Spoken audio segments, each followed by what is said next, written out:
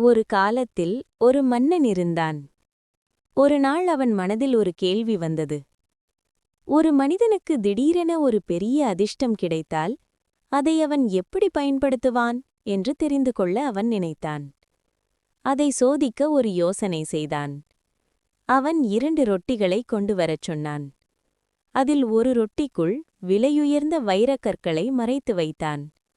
மற்றொரு ரொட்டி சாதாரணமாக இருந்தது. பிறகு ஒரு பணியாளனை அழைத்து அவன் சொன்னான், இந்த கனமான ரொட்டியை ஒரு நல்ல மனிதனுக்கு கொடு, மற்றொரு ரொட்டியை ஒரு ஏழை மனிதனுக்கு கொடு என்றான். அந்த பணியாளன் வெளியே சென்றான். அவன் ஒரு நீண்ட மேலங்கி அணிந்து பெரிய தாடியுடன் சாமியார் போல இருந்த ஒருவரை கண்டான். இவர் நல்ல மனிதர் போலிருக்கிறார் என்று நினைத்து அந்த கனமான ரொட்டியை அவரிடம் கொடுத்தான். மற்றொரு ரொட்டியை ஒரு ஏழை மனிதனுக்கு கொடுத்தான். இவற்றையெல்லாம் மன்னன் அரண்மனை மேல் மாடத்திலிருந்து பார்த்து கொண்டிருந்தான். அந்த சாமியார் போல இருந்த மனிதன் ரொட்டியை பார்த்து, இந்த ரொட்டி கொஞ்சம் கனமாக இருக்கிறது, சரியாக சமைக்கப்படவில்லை போல என்று நினைத்தான். அந்த நேரத்தில் அருகில் ஒரு ஏழை மனிதன் வந்தான். அவன் அவனை அழைத்து, நண்பா, எனக்கு அதிக பசி இல்லை, இந்த ரொட்டியை நீ எடுத்துக்கொள், உன்னுடைய ரொட்டியை எனக்கு கொடு என்றான். உடனே அவர்கள் இருவரும் ரொட்டிகளை மாற்றிக்கொண்டனர். இதைக் கண்ட மன்னன் மனதில் நினைத்தான், ஆஹா, என்ன கடவுளின் உள்ளம்! அந்த ஏழை மனிதன் தனது வீட்டிற்குச் சென்றான். அவன் தனது மனைவியுடன் ரொட்டியை உடைத்து சாப்பிட முயன்றபோது அதற்குள் ஒரு வைரக்கல் இருப்பதைக் கண்டான். அதை பார்த்து அவள் மனைவி ஆச்சரியப்பட்டாள்.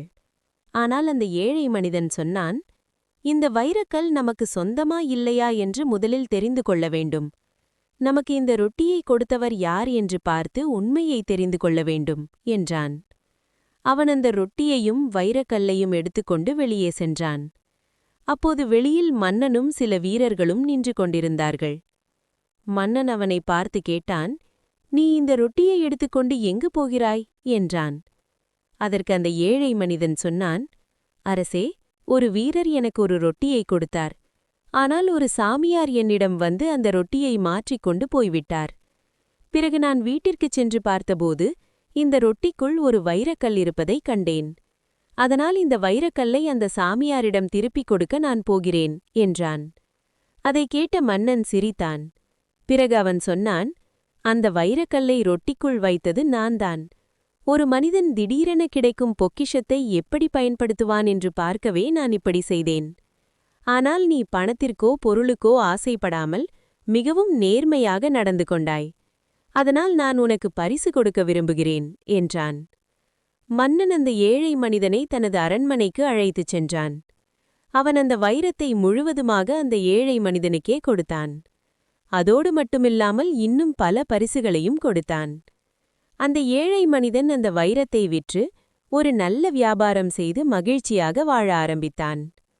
மன்னனும் அவன் நேர்மையை பார்த்து மிகவும் மகிழ்ந்தான்.